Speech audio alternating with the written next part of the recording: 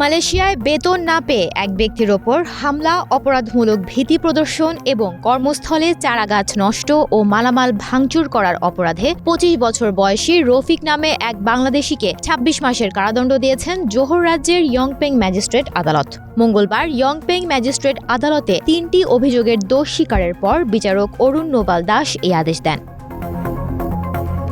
আদালত সূত্রে জানা যায়, প্রথম অভিযোগ অনুসারে ৭ ডিসেম্বর রাত ১০টায় জালান লাবিস ইয়ংপেংয়ে ৩৩ বছর বয়সী এক ব্যক্তিকে ইচ্ছাকৃতভাবে আহত করার অভিযোগ আনা হয়েছিল। এরপর তাকে দণ্ডবিধির ৩২৩ ধারার অধীনে অভিযুক্ত করা হয়, যার মধ্যে ১ বছরের জেল বা জরিমানা অথবা উভয় দণ্ডের বিধান রয়েছে। দ্বিতীয় অভিযোগে তার বিরুদ্ধে ভয় দেখানোর জন্য অপরাধমূলক হুমকি দেওয়ার অভিযোগ আনা হয়েছিল এবং একই তারিখ ও একই সময়ে এই ঘটনা সংঘটিত হওয়ার জন্য দণ্ডবিধির ৫০৬ ধারার অধীনে অভিযোগ আনা হয়। তৃতীয় অভিযোগে ৮ ডিসেম্বর দুপুর ১২টায় অভিযুক্ত বাংলাদেশি জালান ইয়াংপেংয়ে যে কোম্পানিতে কাজ করতেন সে কোম্পানির ২০টি চারাগাছ নষ্ট করে এবং মালামাল ভাঙচুর করেন।